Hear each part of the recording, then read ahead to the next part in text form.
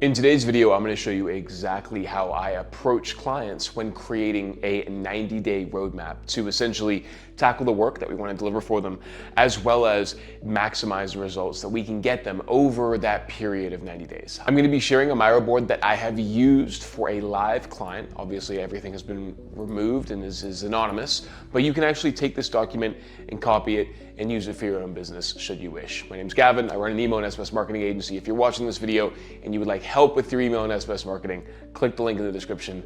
Let's get into it. In today's video, I'm going to go through my exact process of how I create kind of audits, but also roadmaps for my clients, and how I actually then present these roadmaps to them. And I've used this strategy, or rather this approach, in many ways, and it's really helped us book a whole lot of calls and essentially business off the back of a presentation like this. So now, if you're watching this on YouTube, you should, to get access to this board, you will need to join the paid school community. There's a link in the description of this video. If you're watching this on school, fantastic. There should be a link to this in the description of the video. So, and by the way, you can literally copy this board and take it for yourself, okay? So what I typically do is first of all, if I were you guys watching this, I would copy this board and put it into your own board, okay? Now, assuming you're following my sign-up form strategy, easy. So what I do is I put the client's name in here. So we'll go up here, XYZ client. And how I try to do this is I try to divide the work that I want to sell the client into 3-month blocks, because that typically makes the really contract a little bit more digestible for clients as opposed to paying for everything up front. And it also helps with retention, as it allows us to essentially work over a longer period of time and essentially stagger out the deliverables and allow us to get learnings from month 1 into month 2 and 3. I'll explain that in a second.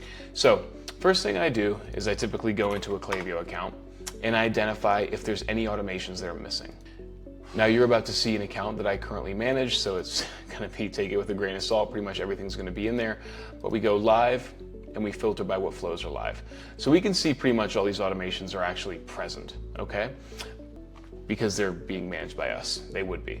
However, if we were to say, for example, hey, we're missing this flow, abandoned cart, welcome series, abandoned checkout, or let's say we started from scratch and they had no flows at all. What we do is in block number 1, we would try and deliver 2 pieces of work. So we'd say, hey, they're missing an abandoned cart. We can deliver an abandoned cart and checkout because those 2 flows are identical. They're just slightly different triggers. And so we provide the journey maps here, the flow outlines here. And then we can put the sign-up forms to assume that, like, hey, they don't have our sign-up form strategy, so we go ahead and put our sign-up forms outlined there. Now, really important note, we're not actually doing any work here because we actually haven't sold the client anything, so we're not doing our custom pathways based on the client's business. You can do that if you want to spend a little bit more time and front load it and potentially have an easier time closing them. I haven't had any issues with that so far. Personally, my process goes like looking into the account, finding the gaps, and then just dropping placeholder automations that are advanced and robust. And then when it goes to presenting to the client, I simply say, hey, this is really just a starting point. We'll go into the customization of all these automations, but we identified the gaps, which are sign-up forms and automations. So I try and deliver 2 major pieces of work when it comes to the automation side of things per month.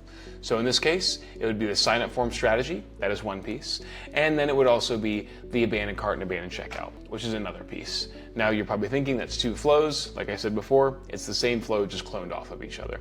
Then I also like to have this block here, which highlights the campaign management. I really try and put these 2 in tandem here because it makes us a heck of a lot stickier when it comes to pitching them for future work down the line. And it also makes it so that we can, command a bigger retainer. So we have the sign-up forms and the automations, and then I highlight the campaign strategy that we want to follow. Now, I'm not actually creating a strategy, but I am highlighting my process and timeframes as to how we work for campaigns. So what I'd say is hey, we have the month of August here, so we'll put August in there, week 1, week 2, week 3, week 4, and I really clearly say, hey, this is our process in week 1. Hey, this is our process in week 2, we're scripting, we're designing. Hey, this is our process in week 3, we're sending, week 4. And then what I say is we take the learnings from these campaigns, and we take the learnings from the test that we set up over here, and we bring those into our next month.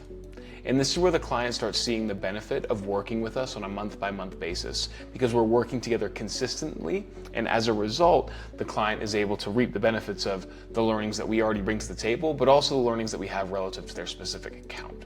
So we take the learnings that we have here, okay, in that month over here, and we're able to bring that into our next batch of automations. Now, really quickly, in terms of how I prioritize automations, I typically focus on A, what is missing, and B, what is going to generate the most revenue. What do I mean?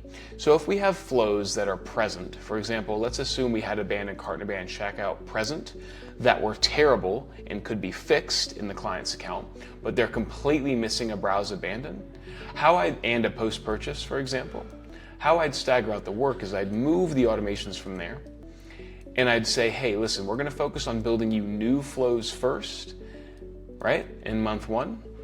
And then in month 2, we're going to focus on rebuilding the existing flows that are bad. So I focus on delivering new flows entirely because I'm much more concerned about building out automations that are not present as opposed to building out automations that are 50 to 60% of the way there, if that makes sense, right? Because from a revenue generating perspective, from the client's perspective, the stuff that's doing 50% of the job, focusing on that as opposed to something that's doing 0%, like a browse abandon, shouldn't really be the focus. You need to focus on the things that are missing rather than improving what's already there, okay? So month 2, I'd say, hey, we've got a browse abandon and a post-purchase thank you. We'd focus on building those out, and then we insert the month from the campaigns. And we really reiterate, hey, we're gonna be taking our learnings from month 1, we're gonna be bringing those into month 2, okay? And then we're gonna do the same thing again in month 3, and the same thing again in month 4. Now, this is a 120-day roadmap, all right? Staggered out over 4 months. But you could present it as a 90-day roadmap and remove some of these flows or reprioritize some of the flows that you want to really select as important. It's really important, though. I have found when it comes to presenting flow work, you're going to have a much better time and command a much higher LTV from your clients if you stagger out the flow work, tack on campaigns, and stagger it out over a longer period of time. That helps the client because they're getting the campaign added benefit, right? They're getting the revenue generated from the campaigns, and you're having the traffic push through the flows, which is going to be able to show your work and the value that you deliver. And it also helps you essentially plan and build out a business model that's a little bit more predictable, right? Like, we want predictability in our businesses. And so staggering out the email work like this really helps deliver A, good results, B, get the client the benefits of the learnings on month-by-month basis, and then C, help you build out a predictable business model. Once again, I really want to reiterate as well, it's important to focus on what you want to deliver in each month based on A, what is missing, B, what needs to be improved. For example, if they had no sign-up forms, naturally I'm going to prioritize the sign-up forms and the abandonment flows, if those were both missing, and they had a welcome series but it was terrible, I put the welcome series near the tail end and focus on that way later. So that is how I stagger out both the audits for my clients and how I present those audits. And then I simply say, hey, our price is $4,000 a month. By month 4, once we build out all your automations, we can then go on to something like just regular campaigns, which will be cheaper. So then we'll downsell them onto, regular campaigns. We'll say in month 5, instead of $4,000, you'll be paying $3,000. And what that looks like to the client, in my mind, at least from what I've experienced, is that there's almost this light at the end of the tunnel in that things are going to get cheaper down the road. Once the main work is done, not only are they going to be generating more revenue, they're also going to be paying less to get that revenue across the line. Cool. If you have any questions, go ahead and ask me. If you're watching this in school, we'll see you in the group call, so ask me in there. And if you're watching this on YouTube, feel free to book a call directly with me and we can kind of go over some of the email marketing strategies and options that we have available. There should be a link on the YouTube channel there. Cool, thanks for watching. And once again, if you want access to this board, it's in the paid community. We'll see you in the next video.